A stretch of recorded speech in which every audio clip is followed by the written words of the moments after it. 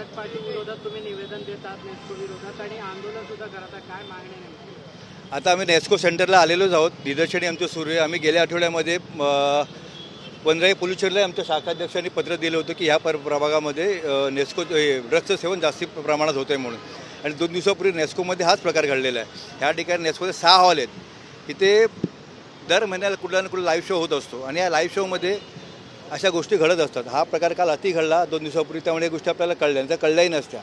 आमच्या नेस्को प्रशासनाने एवढंच म्हणणं आहे की तुम्ही अशा गोष्टी करता तर तुम्ही सिक्युरिटी का स्ट्रिक्ट करत नाही.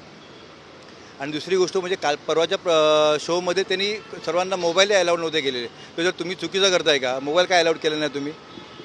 मोबाईल जर आलं असतं त्या गोष्टी घडल्याच नसत्या ना. कळलं असतं लोकांना काय चाललं आणि काय नाही.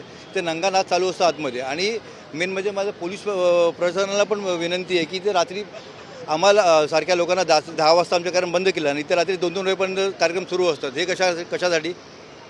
हे सर्व चुकीचं घडते. आता आम्ही नेस्कोला पत्र द्यायला चाललो आहे प्रशासनाला.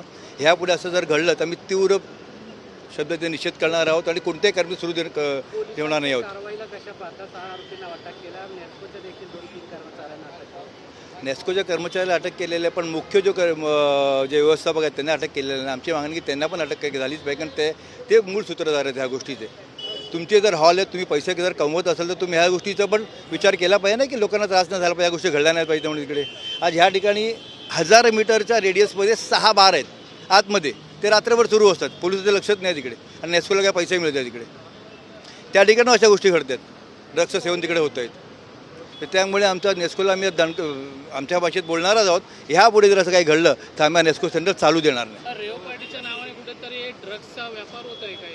हो, नक्कीच ना. तुम्ही जर बंद दरवाजामध्ये अशा गोष्टी करत असतात, कोणाला मोबाईल वापरून देत नसेल, म्हणजे नक्कीच काहीतरी काळ्या गोष्टी घडतं इथे, चुकीचं काहीतरी घडते म्हणून तुम्ही मोबाईल वापरायला देत नाही आहोत.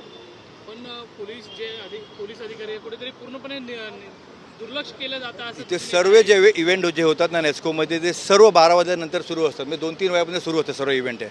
आणि इतर जे इव्हेंट आहेत तुम्ही 11:30, 12, 10 वाजता बंद करत. काय इव्हेंट सुरू होतात? म्हणजे पोलिसांचे कुठेतरी ना सहकार्य आहे ना, त्यामुळे गोष्टी चाललेल्या आहेत. त्यामुळे आम्ही पोलिसांकडे आता जाणार आहोत. पहिले नेस्कोमध्ये जाणार आहोत, पोलिसांकडे जाणार आहोत, त्यांनाही विचारणार आहोत ते कसं झालं म्हणून. हे तुमच्या आशीर्वाद होऊ शकत नाही. कुठेतरी तुम्ही जबाबदार आहात त्या गोष्टीला.